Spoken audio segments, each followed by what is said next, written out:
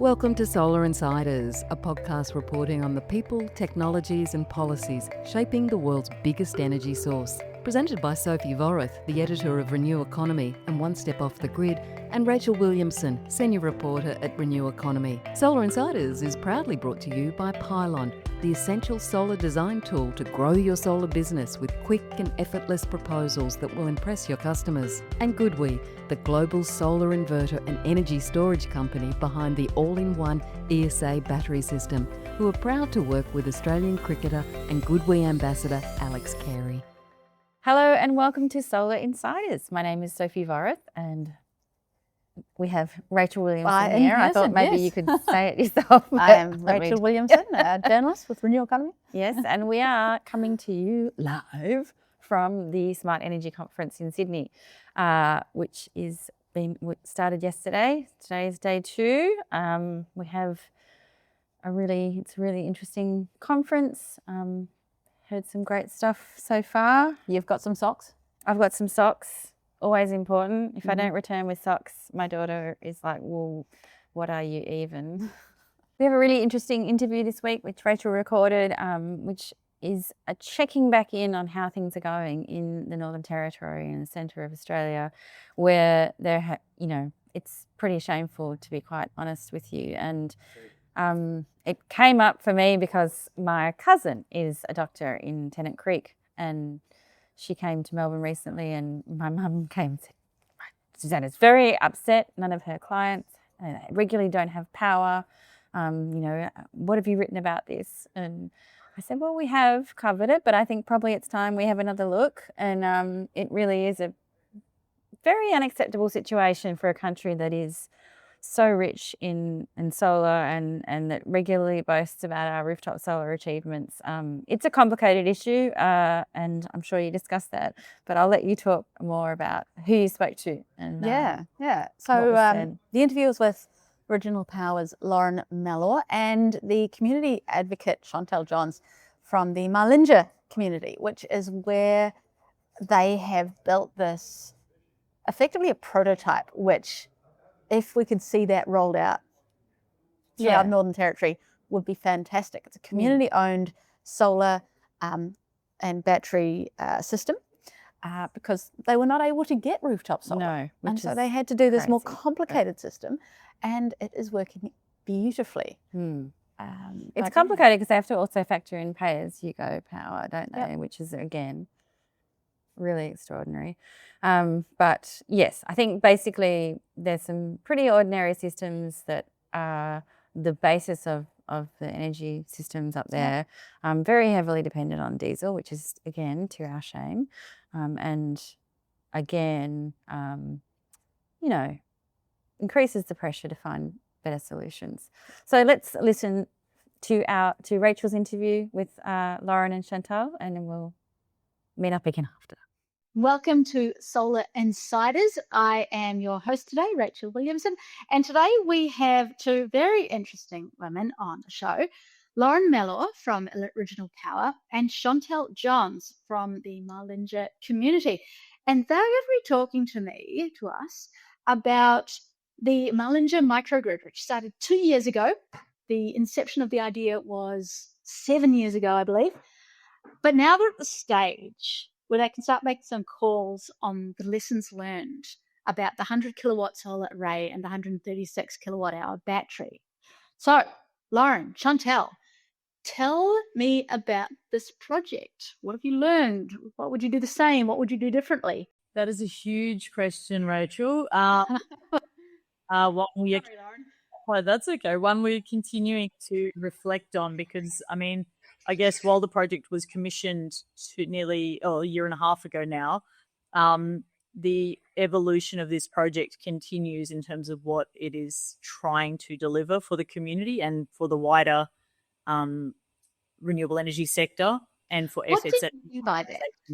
What do you mean by that? What do you mean that it is evolving as what it is trying to deliver? Because originally it was just to give people ownership of some power, get them off this terrible prepayment situation, and create local electricity generation? Well, how is it evolving? Well, because the regulatory and the commercial constraints of this project do continue to evolve as we're able to prove up the concept of community-owned and community benefit forms of renewable energy. The regulatory landscape and what's possible in the Northern Territory does continue to evolve as agencies, utilities, retailers and government also pick up those lessons and expand their imagination as well about what is possible. So I think it really has taken a Marlinger and proof of concept on the ground here to demonstrate really significant benefits and success through that process to give confidence to a whole range of stakeholders that this is a model worth not just running with, but also scaling up. And so that's what we'd love to see, is that more broadly the sector adapts to opportunities like community-owned energy and assists to de-risk the process that we've experienced delivering this Marlinger microgrid project, so that many more First Nations and other communities can benefit from the same sorts of technology and the same sorts of ownership and commercial realities. So Can you give me some examples of how things have evolved in the last year and a half to make things a bit easier to do what you've done in Marlinger elsewhere in the Northern Territory? Absolutely. Well, the first point we would make is that innovation has been key to the success of Marlinger. Without innovation in the prepayment supply arrangements, we would not be seeing any sort of community investment or uptake of renewable energy in the Northern Territory or other regions in Australia that have prepayment metering. So before this project, it was simply not possible for a prepayment meter customer. We have 10,000 households on a mandated form of prepayment supply in the Northern Territory and several thousand more across the north of Australia. Without the innovation that underpinned this project and the research and design looking at how a centralised renewable energy system like the solar and battery we have here at Marlinger could be, the benefits could be realised at a household and a metre level, we would not see that sort of uptake, because there's simply no incentive there for communities to get involved in these sorts of projects. How's that changed? Because for listeners that don't know, the prepayment system is where you have to prepay for electricity, and if you run out, your electricity is shut off and it's not turned on until you start paying again. So how have you changed it so that the meters in people's houses switch from being only prepayment to making a local microgrid functional? That's right. Well, we're actually still using the same prepayment meter that is in existence across the Northern Territory and other parts of Australia, the Liberty 120. And at the outset of this project, we realised that a process that these smart meters do enable currently through the retailer is the application of concession payments for aged and disability customers. They can access concessions directly on their meters a couple of times a year, and they're applied by the retailer. So certain functions like this that retailers already use, we realise could be expanded to allow for a set amount of credit to be applied to a household meter directly proportional to what was being produced at a solar farm, for example. That's a very clever way of going through that. Yeah, reinventing the wheel or the meter, so to speak, and without reinventing the customer relationship to that meter. That's obviously a longer term challenge, is really to make these forms of pay-as-you-go and punitive forms of billing arrangements that only apply to First Nations communities. Without going down that particular route, we decided a faster solution that would enable the inclusion of First Nations and prepayment customers in the energy transition would be to utilise the functions of that prepayment meter to share the benefits of lower cost energy from, in this case, their solar farm. And in that way, we overcame a key barrier, which was the assumptions around the technical impediments for those meters to be integrated with a solar farm or rooftop solar. So that was a 2 to 3 year process of working with the retailer here, Jacana, and the meter manufacturer, Secure Meters, to work through all of the enabling options. What we wanted to do was basically have a solar farm owned by the community producing solar, have a reconciliation process of the money generated from that process through a power purchase agreement with the retailer, have a reconciliation process happening in the back end, and the money that the community was generating would then be shared equitably amongst residents and directly onto their meters. It was really important that we had a direct relationship of benefit at the household to the meter in the same way that we replicating behind the meter benefits for rooftop solar customers elsewhere. We wanted to see that happen so that it was a less complicated process and there was a direct relationship where communities could see the benefits of their investment in this solar farm. So thankfully, the Liberty One 20 meters have those functions. We needed to work through some product development with the manufacturer, but we're now really pleased to say that close to 2 years post-commissioning, that process has been automated, where in the back end, you've got a simple file with a weekly credit budget that is put through the portal, and Power and Water Corporation, the meter owner, now will upload those on a weekly basis. And we've been seeing for around 8 months now the automation of that process through the retailer and the meter owner. And we've got close to $50 a week every week now going on to residents' meters at Marlinger as a direct result of their solar farms generation. And we also have a community pool of revenue which is generating quite a substantial amount of revenue that sits there to enable maintenance and any sort of buffer if there is any sort of fault or downtime on the solar farm, just to build that resilience in for the project. So not only has it begun through a 25-year power purchase agreement, begun to generate significant revenue for the community overall to maintain the microgrid, but we're also seeing really direct alleviation of energy insecurity, improvements in affordability and disconnection rates at a household level. So we have now close to 12 months worth of data that we can look at through that automation of credit process to start to see the benefits that community identified at the outset of this project start to happen in reality, which is really fantastic. And from there, to go back to the point around the evolution of this project, we're looking to further expand those commercial benefits by we've been invited by Power and Water Corporation to explore export potential from the project, which wasn't enabled at the beginning and had constrained the commercial prospects for this project in terms of payback for the asset. We're now able to look into export arrangements, which would mean Marlinger could be exporting solar power they're currently spilling during the day down the line back to Elliott, a larger township along the feeder line, which is really great news for the commercial longevity of this project. And so those sorts of things weren't enabled at the outset of this project, and which was philanthropically funded in large part.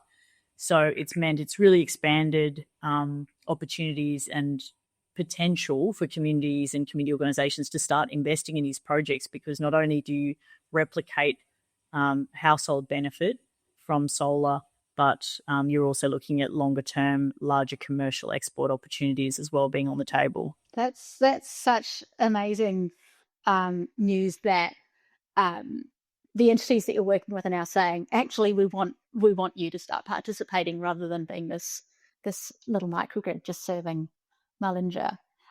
Chantelle, I would love to know from you, how has this changed life in Marlinger, especially when it comes to lifting that electricity prepayment burden? But generally, what is life like now compared to what it was before the microgrid was installed? Yeah, absolutely. I mean, before the microgrid, it was very stressful. So here in community, like when we would lose power, we lost water as well. So it wasn't just the one issue of power being, a high cost and the higher disconnection rates and stuff. It was also water was an issue as well with that. So, and it was very stressful, prior to that.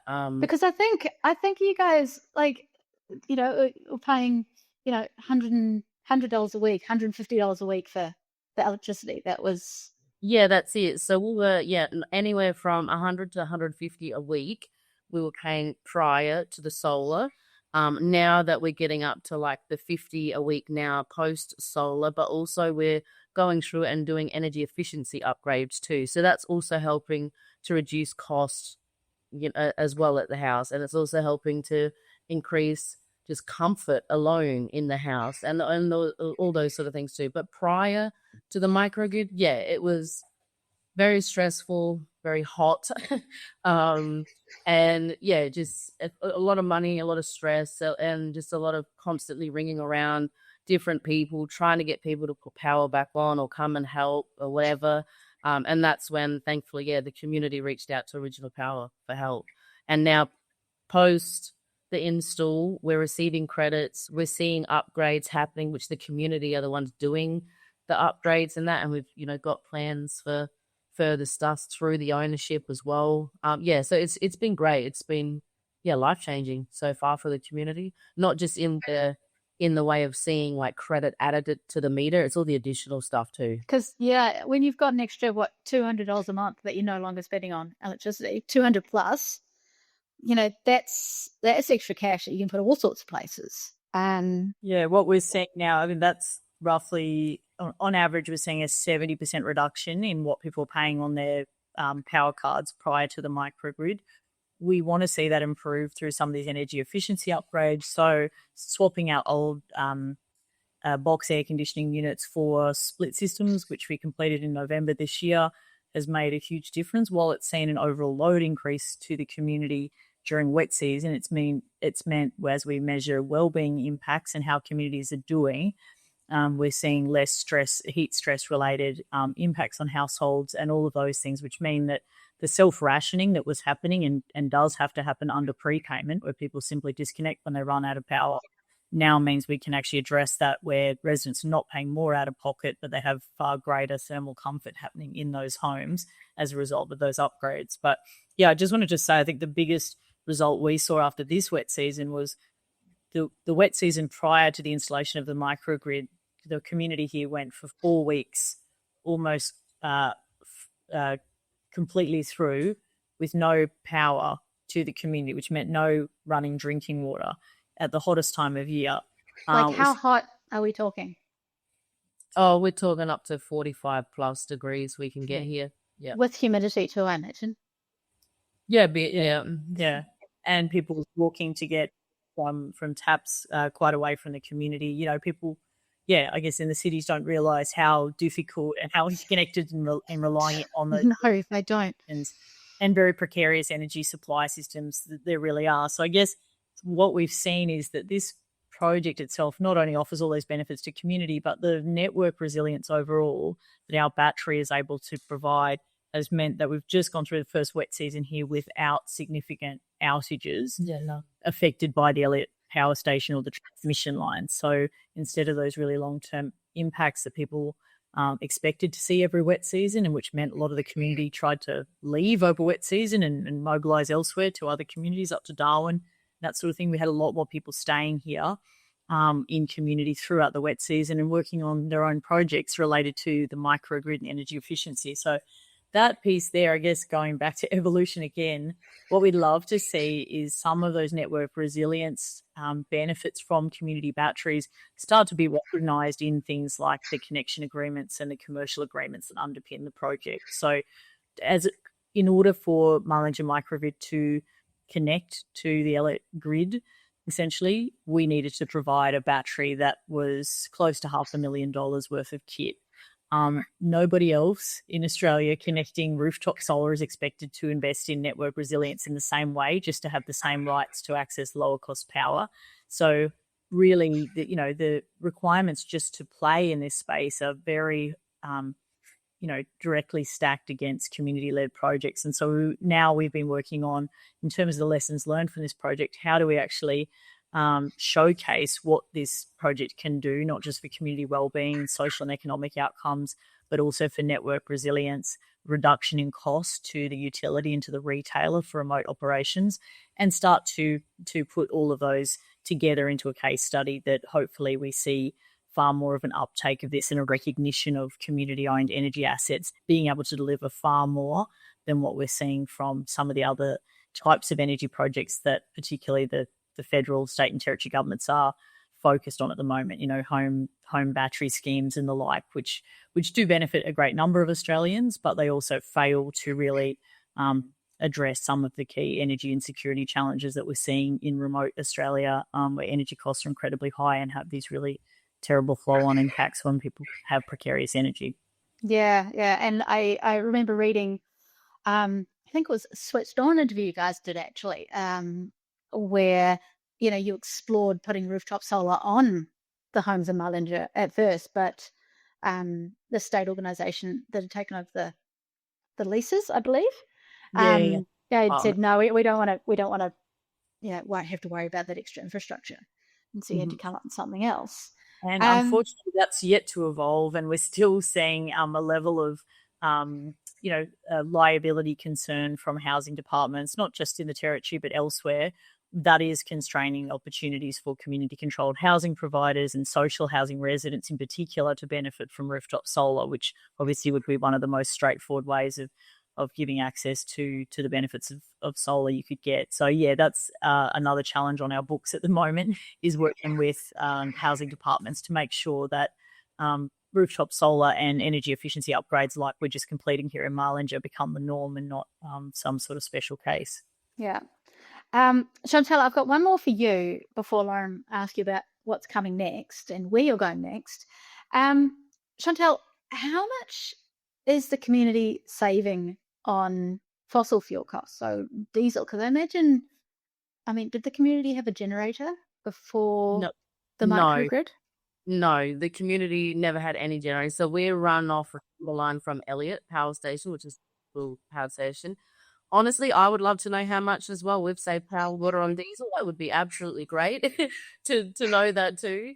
Especially now, I guess. Yeah, absolutely. It'd be interesting actually, to get figures and to know how much we had saved them. But saving in our own pockets, we're saving on like the actual power we're spending, like the power cards. Health costs, water costs. Yeah. Yes, yeah. And also, I think probably just to add in there, like because we are on the end of the feeder line in Elliott, like that's our main power station and stuff. I think for us out here, it's really awesome that when Elliott loses power and we're still got power and our lights on, it's quite cool for us out here because we get phone calls from people from Elliott asking if we have power, and they don't. So I think that's probably one of the cool things about it too. But it would be probably a good question to ask, I guess, Power and Water and whatnot, how much savings this microgrid has saved them. But And Lauren, I would like to know how this is clearly a much more complicated solution than adding rooftop solar and a battery to, they're doing it per house. How replicable is it? And are you looking to replicate it to other communities in the Northern Territory? And are other communities saying, oh, that seems to work really, really well, it could work really, really well here? Yeah, absolutely. I think there is strong opportunity for this to be a replicable model, but some things need to change in the commercial and connection assessment processes for that to be possible for other communities. One thing we've learned is that without a partner like Original Power, quite a number of the projects we're engaged in around community energy would not proceed just because the process for engaging in assessment to get grid connected are either ill-defined or don't exist, and many of the agencies are building those as we go along. So I think one of the great contributions of this project has been to develop a bit of a connection pathway for a solar and battery project into a remote grid integrated with Power and Water Corporation run power station. But as I said earlier, what needs to change is recognition of the value of some of those assets to overall network resilience, and for the proponent to be paid for some of those benefits or have those recognised in other forms. What's important out of this is the replicability of the prepaid meter benefit sharing arrangement from either a centralised or a rooftop solar project. That's been critical. Now that is a standard feature and a product offering that our utility and retailer can extend to other communities, and we will be scaling that up to a community of 150 households in Borroloola later this year. So the potential to scale up benefit sharing to prepayment meter customers who were previously excluded from any form of benefit and access to renewable energy, that's been a massive leap forward, one that we're really proud of. But I think, on the commercial side, we do need to see more targeted incentivization in form of where we have communities operating in unregulated network spaces or isolated networks where we don't have the benefit of well-established assessment rules.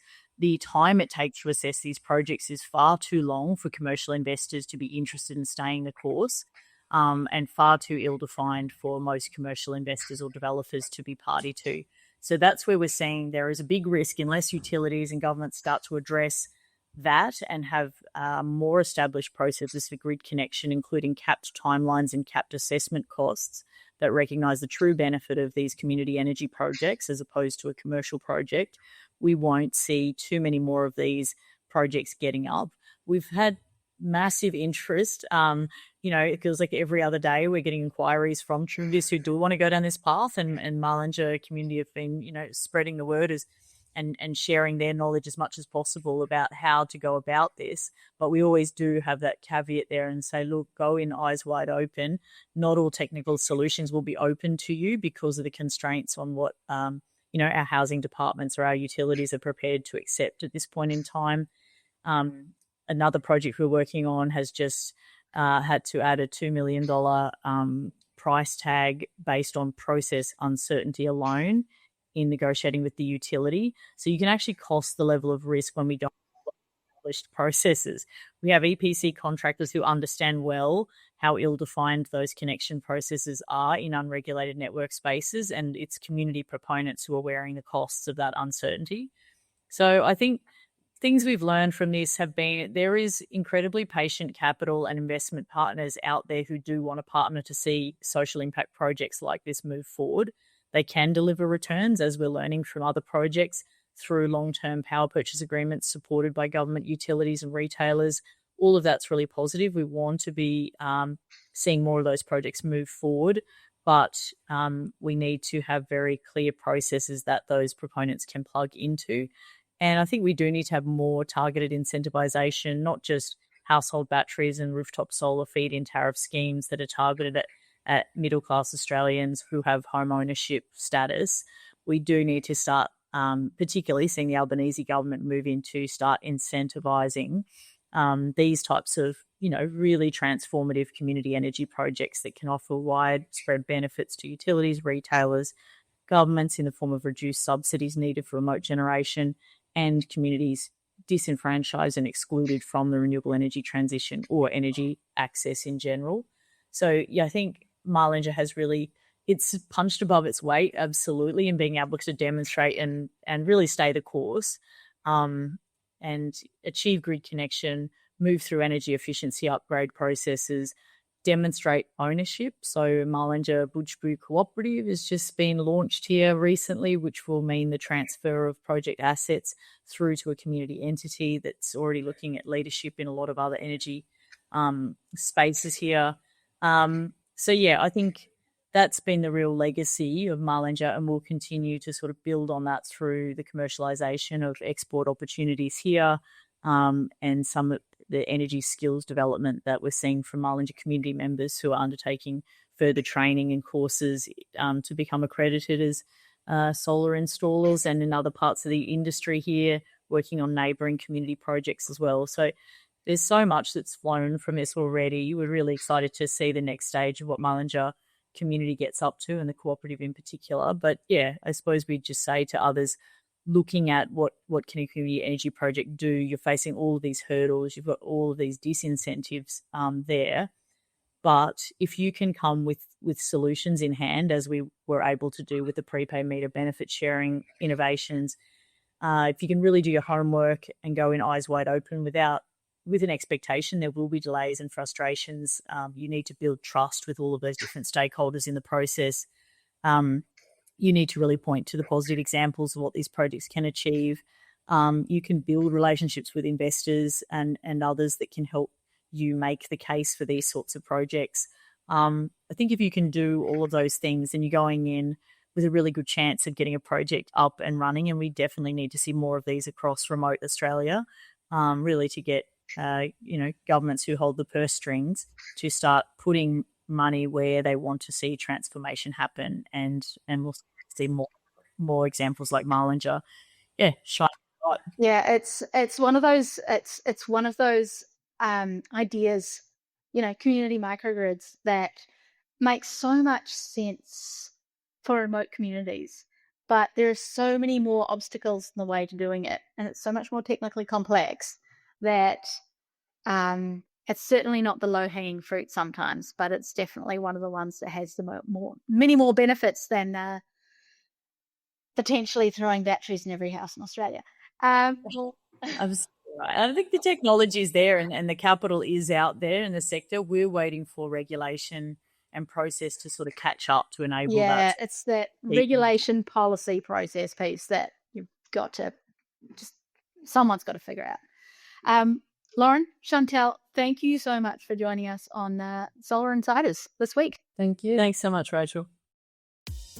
G'day, Alex Carey here, proud ambassador for GoodWe. The GoodWe ESA 3060 all-in-one commercial solution is available now from GoodWe wholesalers. With a massive 50 kilowatt hours of the battery eligible for the federal rebate, it's the perfect solution for small businesses. The commercial energy storage range from GoodWe is growing, with more models launching soon. Visit goodwe.com.au for more information or contact the local GoodWe team. That was Mellor from Original Power and the community advocate Chantelle. It was great to hear from them and to get an update on how that's going. And I always come away from interviews like that feeling really inspired. Uplifted. Yeah. Yeah. And that to know that there's people out there doing that hard planning work, and like really hard development work. legwork that just fighting for years with bureaucracy to find ways through these incredibly difficult and, in some ways, it could be insurmountable if you just didn't have someone going, No, we can do it. We can do it. No, then bringing everyone on board. Yeah, and it just, I think far more attention needs to go into this, and from our federal government and our state governments, it's not really good enough. So good on them. Here in Sydney, it's all happening. As I mentioned earlier, it's a Smart Energy Conference. It's John Grimes' last year as CEO, which is a real changing of the guard, a massive, quite emotional. They had a gala dinner last night that Giles attended. And I think, it's a real feeling of closing a very successful chapter. It's amazing to think that this time last year we had an election coming.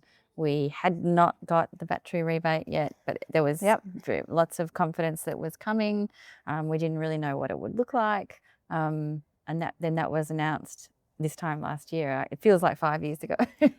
And I'm sure it feels like about 10 years ago to some very tired battery installers. You can see a lot of baggage and then not on the wheels type under the eyes. Yes. Apparently there's people who've worked basically without a break through Christmas, through everything, trying to get all these batteries installed. More than 380,000 now is what we're looking at.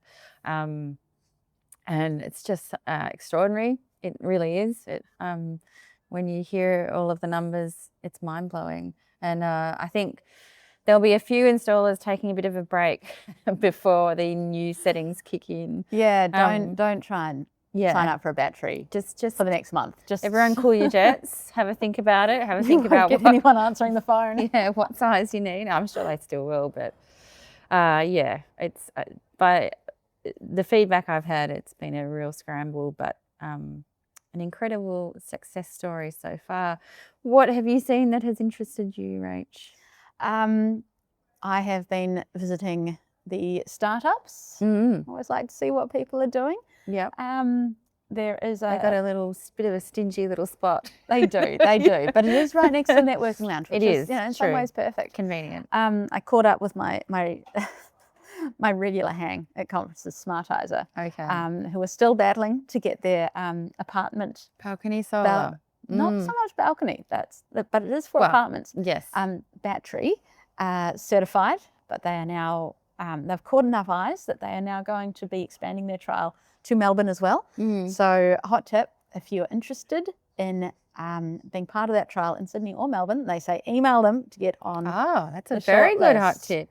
Yeah. Huh. Yeah. Hmm. Which one of my friends already So has, because he keeps nagging me about And this presumably company. like a renter as well, you could do that. A renter. It's Yeah. designed for renters and it's designed for apartments. Yeah. So we've got this 3 hours of free power.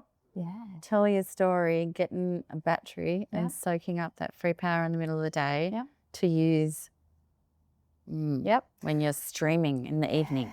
Yeah. Another little interesting one, a group of university students and grads who are doing a recycling map for batteries and now solar panels as well. Okay. Called She Recycle. Just an interesting idea to go.